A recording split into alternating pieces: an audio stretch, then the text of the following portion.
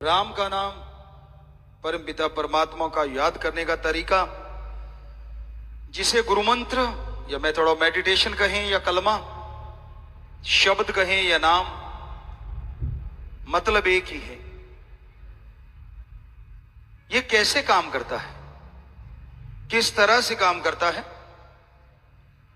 माली का नाम आदमी के अंदर की उन शक्तियों को जगा देता है जो दबी बैठी हैं, जो दब चुकी हैं, जिन्हें आत्मिक शक्ति कहें तो गलत नहीं होगा, या सोल पावर कहें तो भी गलत नहीं होगा। वैसे तो विल पावर, आत्म बल भी वही चीज है, पर कई बार कोई समझने में फर्क कर देता है। एक बच्चे ने हमें बताया तो बड़ा अच्छा लगा, क्योंकि शॉर्ट में अगर आत्म बल कहें तो आत्मा की ही शक्ति है, तभी बल आता है। लेकिन आजकल लोग वैसे आत्म बल को या विल पावर को कुछ और मान लेते हैं। तो आत्मिक शक्तियां जागृत करना ही बेहद जरूरी है, और जब तक वो जागृत नहीं होती, आदमी शांति का अनुभव, खुशी का एहसास नहीं कर पाता। तो आत्मिक शक्तियों को जगाने के लिए एक खुराक चाहिए। जिस तरह बच्चे खेलते हैं, काम धंधा करते हैं, तो उसके लिए बॉडी पावर चाहिए, दिमाग तेज होना चाहिए, तभी यह संभव है। तो उसके लिए आप अलग अलग खुराक लेते हैं, अलग अलग भोजन लेते हैं। आपके कोई ना कोई उस्ताद, कोई ना कोई टीचर, कोई ना कोई कोच आपको शिक्षा देते हैं कि कैसे आप अपने विल पावर को जगा सकते हैं, या अपने आत्म बल को बढ़ा सकते हैं, या अपनी बॉडी पावर को कैसे बढ़ा सकते हैं, कैसे दिमाग को तेज कर सकते हैं। वैसे तो ये कहावत है, अनसुलझी हुई पहेलियों को सुलझाना भी दिमाग को बढ़ाना है। जितना दिमाग ज्यादा लगाओगे उतना ही दिमाग बढ़ता चला जाता है, और जितना दिमाग नहीं लगाना चाहोगे, दिमाग एक तरह से शटर डाउन हो जाता है, बंद हो जाता है। तो जितना ज्यादा इसका इस्तेमाल करोगे उतना ही दिमाग बढ़ेगा, जो आपके पढ़ने में, बिजनेस में, जो भी आप दिमागी कार्य करते हैं उसमें आपकी सहायता करेगा। बॉडी पावर के लिए अलग अलग तरीका बताया जाता है। पुराने टाइमों में घी खा लो भाई, दही खा लो, छाछ पी लो। आज वालों को वो चीज लगता है कि गलत थी, तो आपको नॉलेज के लिए बताना चाहेंगे, ये जो वे प्रोटीन बनता है या प्रोटीन बहुत सारा बनता है, वो छाछ में जो मलाई होती है, एक घर की छाछ होती है ना, गांव वाले बच्चे जानते होंगे। तो घर की छाछ में एक मलाई होती है, जिसके नाम अलग अलग हैं, अलग अलग भाषाओं में। कोई छिड्डी कहता है, कोई मलाई कहता है, कोई कुछ कहता है। आजकल तो अब दूध की मलाई भी खैर छान छान के पीते हैं, पहलवान जो हुए। पर उस समय छाछ क्यों पीते थे लोग? क्योंकि आज वे प्रोटीन भी उस छाछ की मलाई से ही ज्यादा बनाया जाता है, जो ओरिजिनल होता है और ऑर्गेनिक होता है। तो हमारे कोई बुजुर्ग पागल नहीं थे, और कितनी पावर हुआ करती थी, बॉडी पावर। आज भी नहीं है बच्चों में, ऐसा नहीं कि बॉडी पावर नहीं है। जो पहलवान हैं, जो प्लेयर हैं, आज भी ऐसी ऐसी चीजें कर रहे हैं जो पहले नहीं हुई। टेक्निक नहीं पता था उनको, पावर पावर थी। आज टेक्निक सीख गए, वो पावर पहले बहुत ज्यादा थी। ट्रैक्टर को उठा देना, वैसे ऐसी चीजें हुआ करती, बड़े बड़े बड़ा कुछ होता था जो हमने देखा, जो आज कम ही देखने को मिलता है। हाँ, टेक्निकली आज ज्यादा परफेक्ट होते जा रहे हैं। इस सब के लिए खुराक निश्चित की जाती है। जिसकी चर्चा हम कर रहे हैं वो वाली खुराक, आत्मिक शक्ति या सोल पावर। आत्मा की खुराक कौन सी है जिससे आत्मिक शक्ति बढ़ जाए, ताकि आपका विल पावर अप होता ही चला जाए। और आपको पता है, जिनके अंदर विल पावर होता है, आत्मबल होता है, वो अपनी आदतों को बदल डालते हैं। और आज कौन सी आदत बदलने की जरूरत है? मांसाहार, शराब, नशे और अपनी बैड हैबिट्स। आप किसी को बताओ मत, क्योंकि आपको शर्म आती, पता नहीं क्या बोलेगा, और सच भी है, पता नहीं कौन क्या बोल दे, ये तो लफंगा है, ये तो गुंडा है, ये तो नशेड़ी है, तरह तरह के वर्ड आज आम ही सुनने में मिलते हैं। तो इस डर से आप किसी से शेयर भी नहीं करना चाहते। तो उसके लिए आपको एक तरीका बताएंगे जिसका नाम है गुरु मंत्र।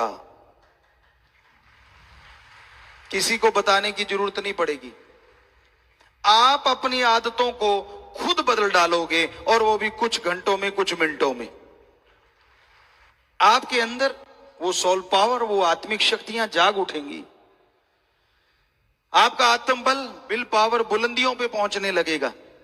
और जिनके अंदर आत्मबल होता है ना, वो कभी ये नहीं कहते ये कैसे होगा, कितना भी असंभव सा कार्य हो, वो कहते ये तो चुटकियों में हो जाएगा, बात ही कुछ नहीं। ये निशानी होती है आत्मिक शक्ति की। वरना तो आज जिधर देख लो आप, निगाह घुमा लो, ये नहीं हो सकता, ये तो होगा ही नहीं, आगे बढ़ ही नहीं सकते, आगे तो बढ़ा ही नहीं जा सकता, ये तो हल ही नहीं हो सकता, चाहे कुछ भी कर लो। हम गारंटी देते हैं, आप सुमरण कीजिए, वो जो गुरुमंत्र बताएंगे उसका जाप कीजिए लगातार, जो असंभव लगता है उसमें ही सफलता का कोई ना कोई शब्द मिल जाएगा, और सीढ़ियां चढ़ के आप सफलता के शिखर पे पहुंच जाएंगे। तो इसलिए ये अपनी डिक्शनरी से निकालने के लिए कि असंभव कुछ नहीं होता, जरूरी है अंदर आत्मिक शक्तियों का होना, सोल पावर को जगाना। और उस सोल पावर को जगाने के लिए, आत्मिक शक्तियां बढ़ाने के लिए कोई लंबी चौड़ी कथा कहानी नहीं है, बस 3 शब्द हैं या 1 शब्द। कईयों के अंदर भ्रम है, 5 के बिना पार नहीं होते। कईयों का है कि अब तो ज्यादा ही शॉर्ट हो गया, 3 के बिना पार नहीं होते। आपका भ्रम है, शायद बेपरवाह जी के वचन आपने नहीं सुने होंगे। परम पिताजी ने भी एक बार वचन किए थे, किसी के कहने पे उनको बोला गया कि पहले तो साईं जी 5 देते थे, अब आप 3 गुरुमंत्र के शब्द कर दिए, ये तो कम है। तो तब बेपरवाह जी ने फरमाया था, 3 तो क्या, सतगुरु चाहे, फकीर चाहे तो 1 शब्द से वार कर सकता है। तो समय समय की बात है, समय समय के अनुसार चीजें बदलती रहती हैं। जैसे जैसे समय बदलता है, वैसे वैसे संत, पीर, फकीर परमपिता परमात्मा से प्रार्थना करके उन शब्दों को उस तरीके से बताने लग जाते हैं कि मीनिंग्स वही रहता है, लेकिन शब्द बोलने में आसान हो जाते हैं।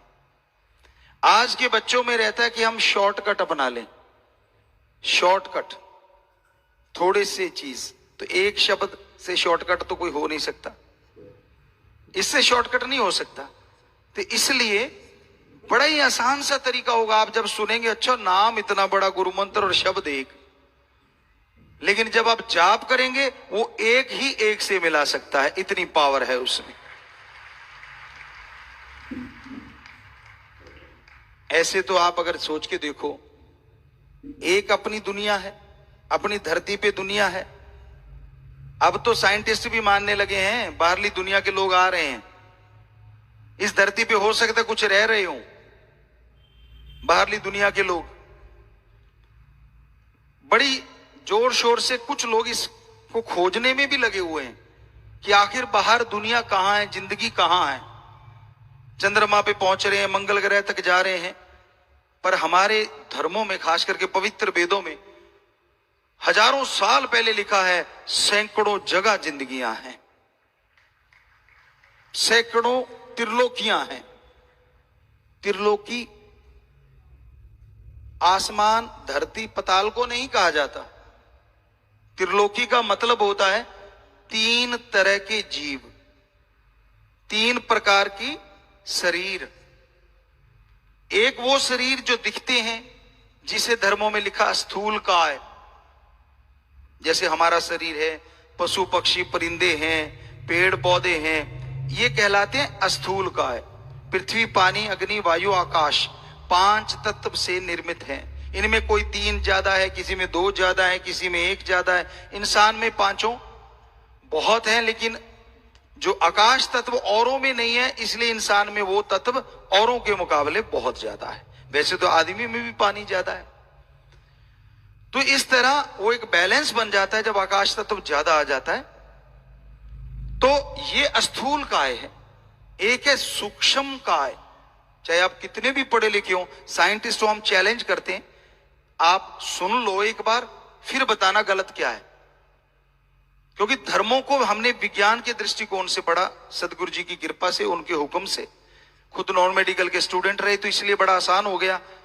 गुरु जी कहने लगे धर्मों को विज्ञान के दृष्टिकोण से पढ़ो, और जब हमने पढ़ा तो गजब हो गया कि धर्म तो महासागर है विज्ञान का, विज्ञान तो एक छोटी सी नदी है जो उसमें से निकली है कल परसों।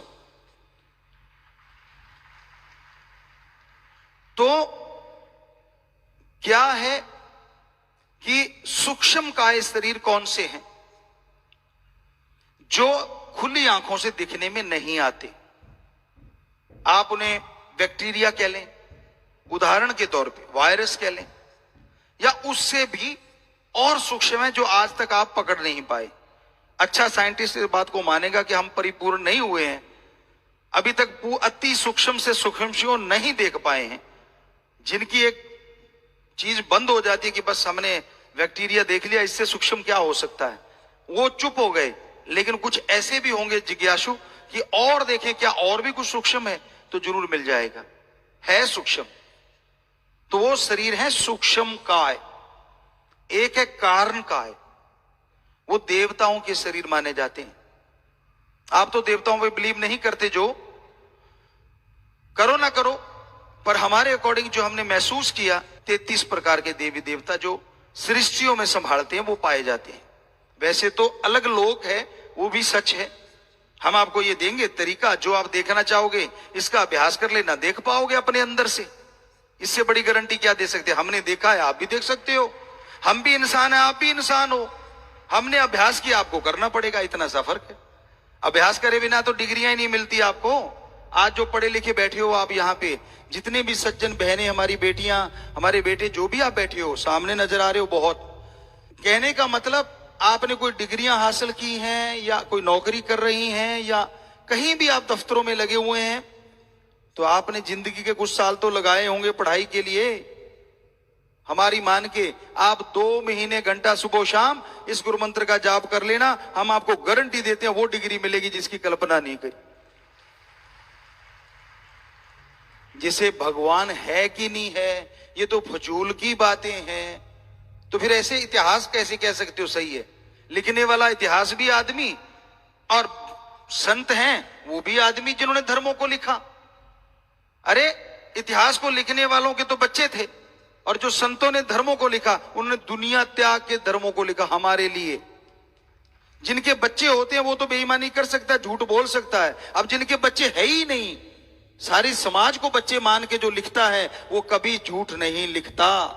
जो उसके अनुभव में आता है वो लिखता है। हम नहीं कहते कि इतिहासकारों ने झूठ लिखा होगा, लेकिन अगर दोनों की तुलना की जाए तो चांसेस किसके ज्यादा बेईमानी करने के? उसके जिसकी औलाद परिवार है, या उसके सारी सृष्टि को परिवार मानता है, उसका पर्सनल किसी से कोई इंटरेस्ट नहीं है। तो हमें लगता है चांसेस बेईमानी के उसके ज्यादा हो जाते हैं जिसकी एक अपनी फैमिली है। वो उनके लिए ठगी मार सकता है, बेईमानी कर सकता है, कुछ भी कर सकता है। पर जिसकी सारी सृष्टि फैमिली है, जिसको पता है उसके शब्दों को आने वाले टाइम में प्रयोग किया जाएगा, भगवान से जुड़ जाता है, वो 100% सच होता है। उसमें कोई चांस ही नहीं रहता कि वो बेईमानी करेगा। किस लिए? कोई पर्पज तो हो, अपना नाम मशहूर करने के लिए। ऐसा भी उन्होंने नहीं कहा। उन्होंने तो अपने आप को दासों का दास, सबसे छोटा, मैं तो आपके जूतों में बैठूंगा, हमेशा आपने सुना हो। तो ऐसी बातें आती हैं संतों महापुरुषों की, जबकि वो इतने बड़े महापुरुष थे, इतने बड़े संत थे। तो कहने का मतलब महापुरुष लिखते हैं, सच लिखा था, सच है और सच ही रहेगा। उनका लिखा हुआ झूठ नहीं हो सकता। तो ये उनकी बातें आपको बता रहे हैं। कारण का इस शरीर में क्या होता है, वो जब चाहते उनके पास एक पावर होती, जो आजकल आप मैजिक देखते होंगे या किसी फिल्मों में देखते होंगे। हम क्योंकि फिल्में देखते नहीं, हमें पता नहीं, पर बच्चों से सुनते रहते हैं कि भाई आपने ऐसे मैजिक, भाई छोटा हो जाता है फिर बड़ा हो जाता है, कभी लुप्त प्राय हो जाता है, दिखता ही नहीं। सुनने में आया कि ऐसी चीजें आपको कल्पना में फिल्में बना के या ऐसे करके दिखाई गई होंगी।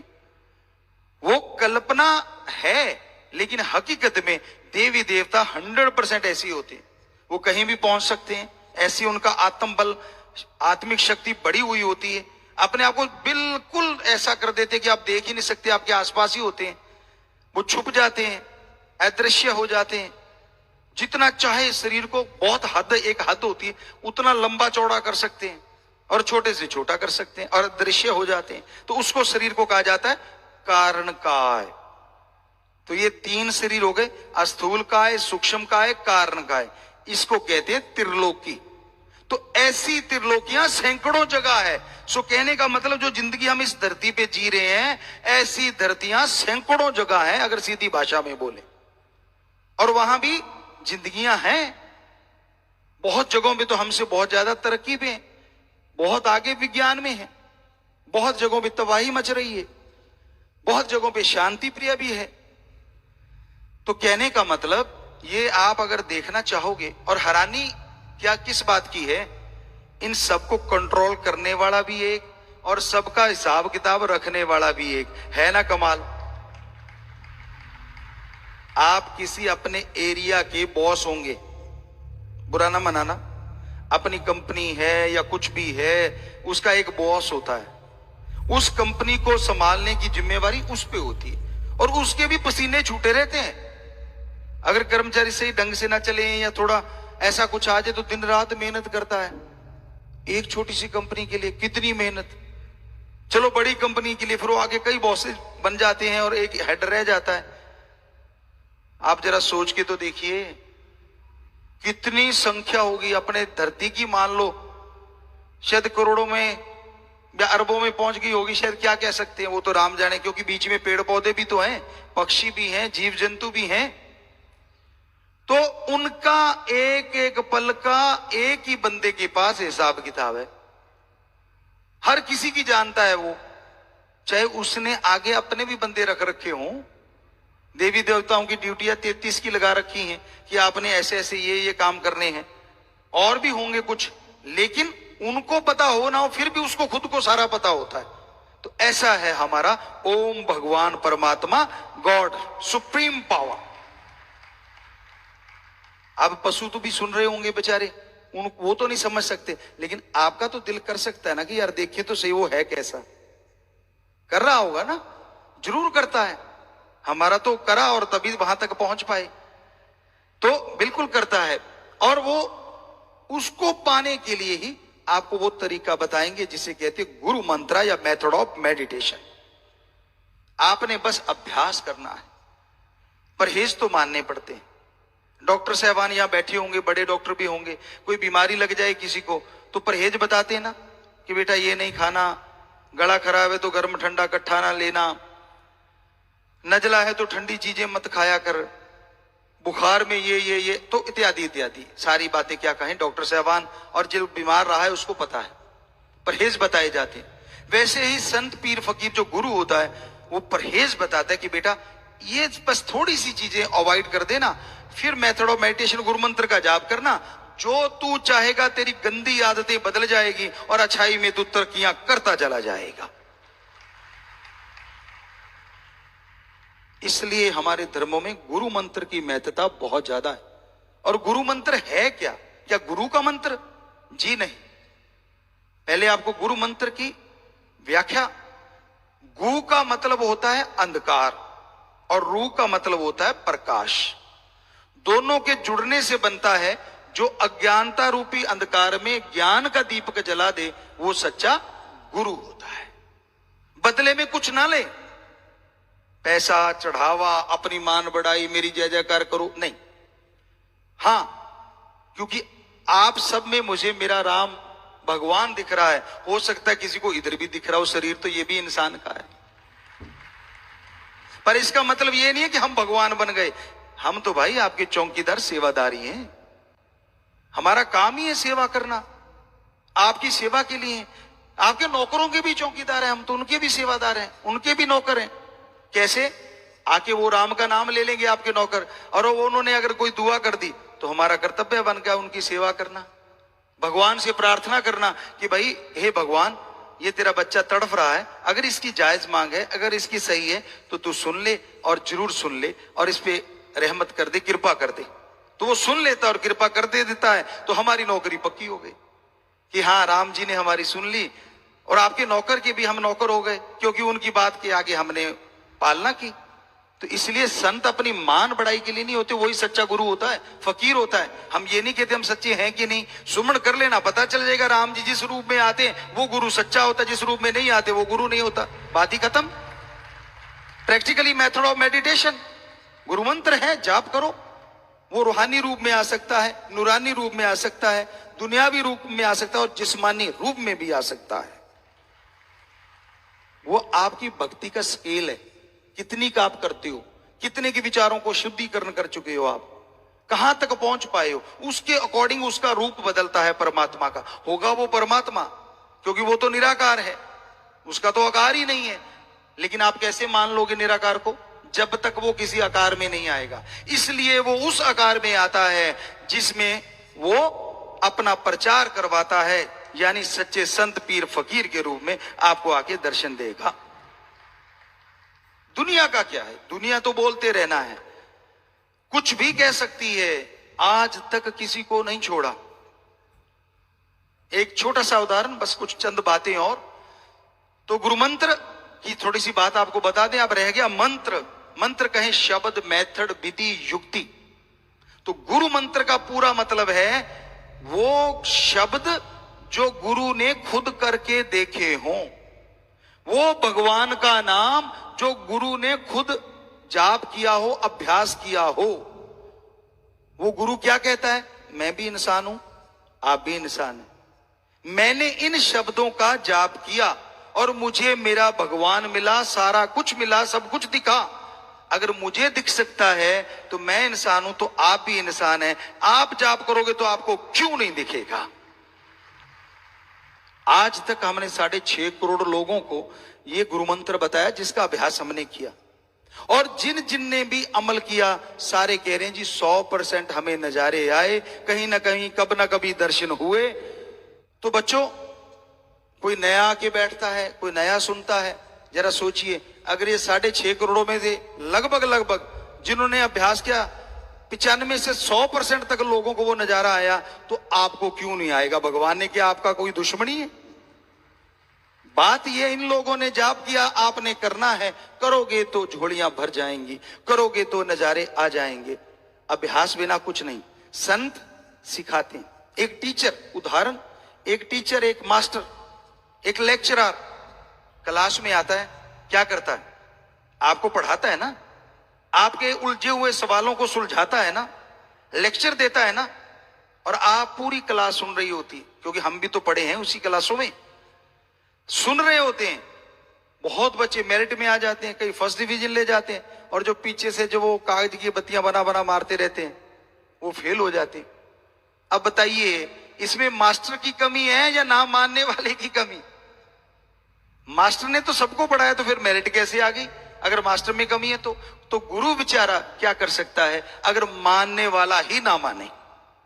तो इसलिए संतों का काम बताना होता है, और कोई जादू नहीं करना होता। ऐसे वो तो जादूगर करते होते, पुराने टाइमों में गिली गिली अप्पा या ऐसा कुछ बोला करते थे, क्योंकि जादूगरों के खेल भी हमने देखे, समाज में रहे हैं तो देखा है, या शुर शर ऐसा कुछ करते होते हैं वो। तो वो हाथ की सफाई के लिए कि आप उधर देखो, उधर से क्या आ रहा है, इतने में काम कर दिया, आप उधर देखते रह गए, उसने वो निकाल दिया जो जादू था। तो ये तो हमने तो देखे थे, पकड़ भी लेते थे, पर बोलते नहीं थे कि बेचारे का रोजगार आपा क्या लेना, बढ़िया है, सबका एंटरटेनमेंट हो रहा है। तो होती तो हाथ की सफाई, लेकिन इधर वो जादू नहीं है, ना कोई जादू टोना, ना कोई ऐसी बात।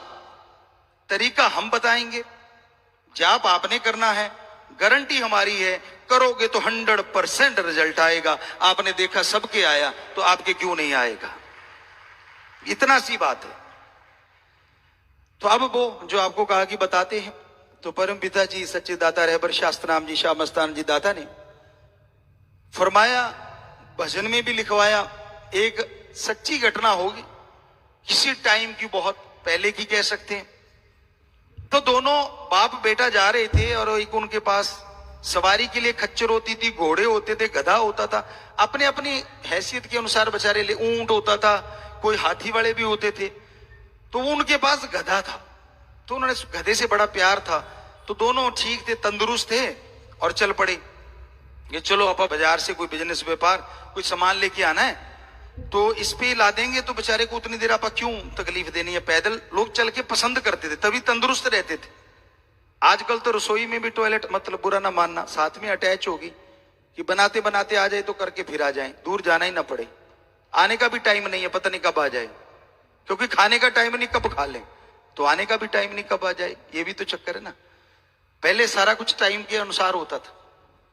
तो वो पैदल चलना भी आज आप किसी डॉक्टर से पूछ लो, जबरदस्त एक्सरसाइज है। कई आज स्पेशली चलते हैं, सुबह सुबह चलते हैं और बहुत ही बढ़िया है। उसी कहते हैं मैं वॉकिंग पे जा रहा हूं, मतलब लोगों को थोड़ा कंपटीशन सा भी कर लेते, मैंने इतने कदम चले, तूने कितने चले, बढ़िया है ये कदम कंपटीशन, बढ़िया कर रहे हो तो अच्छा है, कोई बात नहीं। तो वो पैदल चल दिए कि चलो आते टाइम तो बेचारे पे बोझ लदने हैं, लाद के लाएंगे, चल के चलते हैं। अब वो पैदल जा रहे हैं, रास्ते में एक गांव आया, लोग हंसने लगे, कहते इन जैसा कोई मूर्ख होगा। कहते क्यों? अरे कहते यार दोनों पैदल जा रहे हैं और ये सवारी इनके पास में, हैरानी की बात है। बाप थोड़ा मजबूत था, बेटा अभी यंग हो रहा था, तो बाप को लगा कि यार बेटे को बिठा देते। उसने बेटे को बिठा दिया और खुद आगे उसकी वो रस्सा जो होता वो कंधे पे डाला और चल पड़ा। अब आगे कुछ लोग आए तो हंसने लगे, कहते मुस्टंडा है, हट्टा कट्टा हष्ट पुष्ट, गधे पे बैठा और अपने बाप को पैदल चला रखा है। वो कहता बापू आजा। बेटा आगे हो लिया, अब कंधे पे वो उसने डाल ली, और बाप बैठा तो अगला गांव आया, वो हंसने लगे, कहते इसको शर्म नहीं आती है अधेड़ को, है अच्छा भला है, तंदुरुस्त है, छोटे से बच्चे को आगे चला रखा है। बाप कहता बेटा अब क्या करें? कहता तू भी आजा। बेटी को कहने लगा तू भी आजा, और तो कोई तरीका नहीं। बेटे ने पूछा क्या करें बापू? कहता तू भी आजा। अब दोनों चढ़ के अगला गांव आया, कहते ओ हो कितना बुरा जमाना आ गया। कहते क्यों? दूसरा पूछता क्यों? कहता वो सामने देखो, बेचारा बोल नहीं सकता, इसलिए एक गधे पे दो बैठे जा रहे हैं।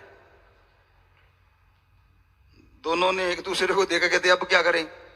गांव कहते अब और कुछ नहीं रहा, इसको उठा के अपने ऊपर बैठा लेते। भोड़े थे, थोड़े सीधे साधे थे, पावरफुल थे, वरना गधे को उठा लोगे ऐसी दुलत्ती झाड़ेगा, पता नहीं बत्ती सी भी बाहर आ सकती है। पर वो पावरफुल थे उस टाइम के लोग। उन दोनों ने उसको उठाया और कंधे पे रख लिया, पुल पार करने लगे। या तो उनको किसी गधे को तेल की वो स्मेल आ गई, बेपरवाही फरमाया करते थे कि शायद कोई मिट्टी का या कैरोसिन उस समय होता था, तेल वगैरह, या किसी चीज की स्मेल आ गई। तो वो पुल के ऊपर से जा रहे थे तो गधे को छींक आई, दुलत्ती सी झाड़ी उसने, वो हाथ से छूट गया, धड़ाम करके नदी में गया। अब दोनों बैठे वहां रो रहे हैं कि अब ये क्या हो गया। तो हमारा कहने का मतलब, आज तक क्या आपने सुना है किसी ने पूरी दुनिया को खुश कर दिया हो? हमने तो नहीं सुना। बुजुर्गों से बेपरवाही से पूछा, उन्होंने भी बताया कि कभी नहीं सुना। तो इस दुनिया को खुश करने के चक्कर में अपना कबाड़ा मत करवा बैठना। ये तो ना तो किसी पे खुश हुई है। श्री रामचंद्र जी आए, विष्णु जी के अवतार, कृष्ण जी के रूप में आए, विष्णु जी के अवतार, उनको नहीं छोड़ा, 14 साल वनवास जाना पड़ा। तो आम आदमी की तो औकात क्या है? ये दुनिया नहीं किसी को छोड़ती, लेकिन अगर रास्ता सच्चा है, दृढ़ता से चलते जाओ, राम जी आपके साथ हैं, परमपिता परमात्मा आपके साथ। दुनिया से क्या लेना? अब संत का काम समाज को सुधारना है। आपको जन्म देने वाले माँ बाप होंगे, वो आपके माँ हैं, बाप हैं, लेकिन एज ए संत जो भगवान की औलाद है वो हमारी पहले औलाद है। और हमें दर्द है अपने बच्चों का जो नशे में मर रहे हैं। हमें दर्द है उन बच्चों का जिनके बच्चे चले गए, उनके माँ बाप रो रहे हैं, तड़फ रहे हैं। हमें दर्द है अपने उन बच्चों का जो अपनी गंदी आदतों को सुधारना चाह रहे हैं लेकिन सुधार नहीं पा रहे। इसलिए संत इस धरती पे आते हैं और फिर वो राम का तरीका बताते हैं जिससे ये परेशानियों से मुक्ति मिल जाए और जिंदगी सफल हो जाए। और संतों का कोई मकसद नहीं होता इस धरती पे आने का, उनकी भी एक ड्यूटी होती है। तो इसलिए संत पीर फकीर कहीं भी कोई तकलीफ आती है पहले तड़फ उठते हैं, भगवान से प्रार्थना करते हैं, दुआ करते हैं। माने तो अरबों बार सजदा, ना माने तो भी अरबों बार सजदा, क्योंकि संत उसकी रजा में रहते हैं कि जो वो करता है गलत ना करता था, न करता है, न कभी करेगा। एक राजा और वजीर की बड़ी दोस्ती थी और दोनों इकट्ठे ही उस समय शिकार पे बड़ा जाया करते थे। राजा महाराजा, ये उनका एक शौक कह लो या पिछले जन्मों का कोई होगा लेना देना। तो शिकार पे जाते थे दोनों इकट्ठे और शिकार खेल के वापिस आ जाते थे। तो एक दिन वो गए, राजा ने तीर चलाया, शिकार तो मर गया, लेकिन इधर से राजा का अंगूठा, जैसे उसका जो लास्ट तीर का होता है, जैसे वो हिस्सा गया तो अंगूठा कटा और फिर तंचा से अंगूठा टकराया, अंगूठा कट के नीचे गिर गया। तो राजा चीखा। वजीर कहने लगा जी क्या हुआ? कहता अंगूठा कट गया। कहते लो भाई मरम पट्टी करो, मरम पट्टी करो। राजा कहता यार आज बड़ा बुरा हुआ ना। वजीर भगवान को मानने वाला था। कहता नहीं नहीं, भगवान जो करता है वो अच्छा करता है। राजा तो फिर राजा है, चढ़ गया गुस्सा। मेरा अंगूठा कट गया और ये अच्छा दोस्त है जो कह रहा है भगवान करता अच्छा करता है। अजीब दोस्त है, काहे की दोस्ती? कहता डालो इसको काल कोठरी में। अब राजा का हुक्म कौन डाले? काल कोठरी में डाल दिया। 2-3 महीने गुजरे, राजा शिकार पे अकेला चला गया। साथी थे, फौज तो होती होगी, कुछ सैनिक थे, पर राजा का घोड़ा पावरफुल होता था। अब थोड़ा आंधी तूफान आया, घोड़े ने स्पीड पकड़ी, राजा ने भगाया, वो कहीं और ही निकल गया। घोड़ा भी तो आखिर बेचारा पशु है, उसको क्या पता इतनी आंधी तूफान में राजा किधर ले जाना चाह रहा, वो लगाम खींचता गया, घोड़ा उधर ही मुड़ता चला गया और ऐसी जगह पहुंच गया, आदिवासी एरिया था। आदिवासियों ने पकड़ लिया कि शिकार आ गया। तो वो नर बलि दिया करते थे, आपने सुना होगा पुराने टाइमों में। आजकल भी कई कई राक्षस प्रवृत्ति के लोग ऐसा करते सुना है, खबरों में सच है या झूठ है ये तो राम जाने। तो राजा वहां पहुंच गया, उन्होंने उतार लिया, पकड़ लिया, कहने के भाई इसकी तो बलि देंगे। अब शाम सी का समय हुआ, जो भी बलि का टाइम था, उसको नहलाया धुलाया और वो गला काट लेते थे, यूं बना के रखते थे। तो वहां ले आए। उससे पहले एक तांत्रिक आता था जो उसपे संदूर लगाता था या नारियल या कुछ भी ऐसा कुछ करते थे, मंत्र मंत्र उसके ऊपर। तो तांत्रिक आया, उसने पहले चेक किया सारे शरीर को। चेक करने के बाद वो बोला रुको। तो उनका जो मुखिया था कहता क्या हो गया? सारे नाच रहे थे, कूद रहे थे, सारे चुप हो गए। कहता ये बलि नहीं हो सकती। कहते क्यों? कैसे? इसका अंग भंग है, जिसका अंग कटा हो उसकी बलि भगवान नहीं लेता, पूरे अंग होने चाहिए। ये देवी देवता जिसको आप दे रहे हैं ये खुश नहीं होगा। तो कहते जा, छोड़ दिया, उसको छोड़ दिया। राजा समझदार तो था ही, फट समझ आ गई कि आज अगर ये ना कटा होता तो तेरा तो बेड़ा पार था बेटा। कहता यार दोस्त की याद आ गई कि यार वो तो सही कह रहा था, मैं ही गलत था। तो भागा, घोड़ा दौड़ाया, पहुंच गया। रात को ही बाहर निकाल लिया। कहता बाहर निकालो। कहता यार आज वाली भाषा में सॉरी, पहली वाली भाषा में जो भी था सॉरी फील की, उसको बोला और कहने लगा गलती हो गई यार, तू सही है, आज मेरे साथ ऐसा ऐसा हुआ। वो कहता है, वजीर कहता जी वो भगवान हमेशा ही अच्छा करता है। बादशाह फिर सोचा, कहता है बात सुन। कहता हाँ। कहता चलो मेरा तो अंगूठा कट गया, मैं तो आज बच गया, तेरे साथ अच्छा क्या हो गया जो 3 महीने यहाँ कैद में रहा काल कोठरी में, ये कैसे अच्छा हो गया? कहता राजन तेरा अंगूठा कटा, मेरा नहीं कटा, दोनों इकट्ठे होते शिकार पे। तू तो आ जाता, तेरा तो अंगूठा कटा, मेरा तो नहीं कटा था, मेरा तो वहां बाजा बजा देते। तो मेरे भी भगवान ने अच्छा किया जो मुझे जेल में रख लिया। तो इसलिए बेटा ये हकीकत है, कहानी नहीं, सच्चाई है। वो जो करता था सही है, कर रहा है सही है, करेगा सही है। उसको मानने वाले को अगर ये मान लिया, कहीं भी रहो, ना चेहरे का नूर जाएगा, ना अंदर का सुरूर जाएगा, ना वो राम हजूर जाएगा, हर पल साथ रहेगा, कहीं भी वो दूर ना जाएगा।